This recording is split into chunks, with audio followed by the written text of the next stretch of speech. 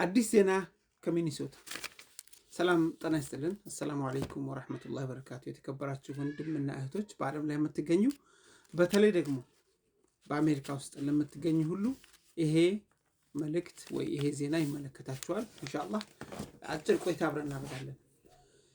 እንደምታውቁት ላስት 2 መንዞች 2 ወሮች የተለያዩ ሰዎች በተለያየ ምክንያት ሲታሰሩ ነበር።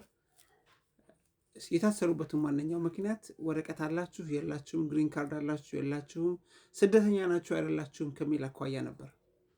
አሁን ደግሞ አዲስ የወጣ ዜና አለ። ፕሮባብሊ በዛ ስቴጅ ላይ ያላችሁ ከሆነ ወረቀት የተላከላችሁ ነው። እንደው አላህ የኸይር ወረቀት ያድርገው የሚል ዱዓ ወንድማዊ ዱዓ ለእናንተ ሁሉ ይድረስ። ጾሙንም እንኳን አደረሳችሁ በዚሁ ለማለት ፈልጋለሁ። ኢንሻአላህ ዜናው እንደዚህ ነው። አይስ ድርጅቱ ማለት ነው፣ ሆምላንድ ሴኩሪቲ ማንኛውም ስደተኛ ከ1 ዓመት በላይ በአሜሪካ ውስጥ የኖረ ግን እስከዛሬ ግሪን ካርድ ያልወሰዱ፣ አሁን እዚህ ጋር ነው ትንሽ የቃላት መዛባት ተፈጥሮ እዛ ላይ እየሰሩ ነው። ከ1 ዓመት በላይ እዚህ ውስጥ ኖሮ ግሪን ካርድ ያለው ወይስ የሌለው የሚለውም ጥያቄ ነው። አፕላይ ያደረጉትንስ ይመለከታል አይመለከትም እየሰሩበት ያለው ነገር ነው። ግን ቃሉ የሚለው ምንድነው? ማንኛውም ሰው ከ1 ዓመት በላይ አሜሪካ ውስጥ ኖሮ ግሪን ካርድ ያልወሰደ ከሆነ ኬዙ እንዲጣራ ነው።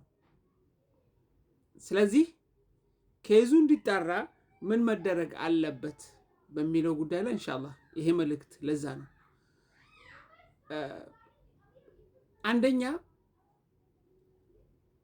በዛ ጊዜ ውስጥ ካላችሁ ከ1 ዓመት በላይ አሜሪካ ካላችሁ ግሪን ካርድ ያለ አፕላይ ያላረጋችሁ አፕላይ አድርጉ አታርጉ የተወሰነ ነገር ለምን እንዳትረሱ። እዚህ ጋር አፕላይ ያደረጉትን ይመለከታል ወይስ ያላረጉትን ይመለከታል? አፕላይ አድርገው ከ1 ዓመት በላይ የሚጠብቁ ሰዎች አሉ። እነዛን ይመለከታል አይመለከትም? ቃሉን አስተካክለው የሚወጣ ዜና ይኖራል። ግን አሁን ያሉት ምንድነው? ማንኛውም ሰው በዛ ስቴጅ ያለ ነው፣ ከ1 ዓመት በላይ አሜሪካ ውስጥ ያለ የግሪን ካርድ ስቴጅ ውስጥ ያለ ሰው ማለት ነው። አንደኛ ኢሜይላችሁን እባካችሁ ኢሜይላችሁን ወይ ፖስታችሁን እንዴት ከነሱ ጋር ኮሙኒኬት እንደምታደርጉ አላውቅም። ወይ አድሬስ ቀይራችሁ ይሆናል፣ ወይ ኢሜይል ቀይራችሁ ሊሆን ይችላል። ያንን ነገር አፕዴት ማድረግ አለባችሁ ከነሱ ጋር ማለት ነው። ፖስታ ይላካል። ቀድሞ አሜሪካ ስትገቡ የገባችሁበት አድሬስ ላይ ኢሜይል ይላካል፣ ወይ ፖስታ ይላካል፣ ወይ በሰጣችሁት ኢሜይል ይላካል። ሁለቱን በየቀኑ ቼክ የማድረግ ባህሪ ይኖራችሁ። ሁለቱን በየቀኑ ቼክ የማድረግ ባህሪ ይኖራችሁ። ሁለተኛ ወረቀት መጣ እንበል፣ ለኢንተርቪው ትፈለጋለህ ወይ ትፈለጊያለሽ የሚል ወረቀት ከመጣ ማድረግ ያለባችሁ ያመጣችሁን ኤጀንሲ ኮሚኒኬት አድርጉ። ቢኮዝ በአሁኑ ሰዓት ጠበቃ ለመያዝ በጣም ውድ ስለሆነ ያመጣችሁ ኤጀንሲ ቮለንቲር በፍላጎታቸው እርዳታ የሚያደርጉ ጠበቆች አሏቸው፣ ከነሱ ጋር ያገናኟችኋል ስለሆነ እና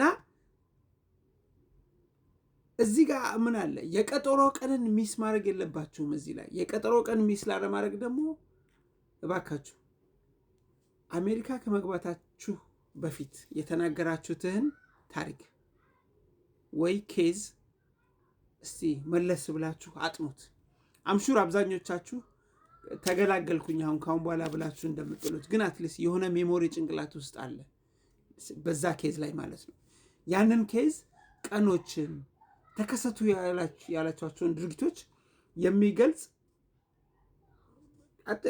ኖት በቃ እኔ አሁን ላይፍ ስገባ ጽፌ እንደገባሁት ማለት ነው።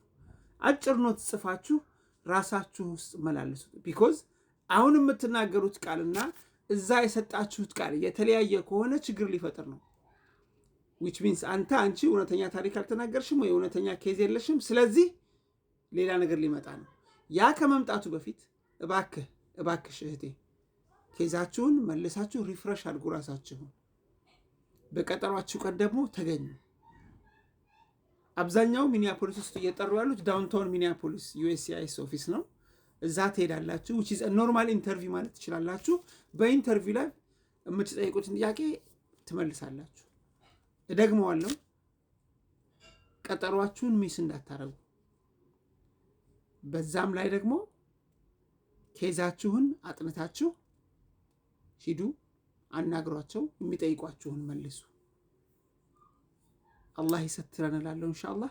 በሌላ ሻል ያለ ዜና እስኪያገናኘን ድረስ እንደው ጾሙንም የተቀበለ ጾም ያድርግልን። መልካም ጊዜ ይሁንላችሁ። ወሰላሙ አለይኩም ወራህመቱላሂ ወበረካቱ።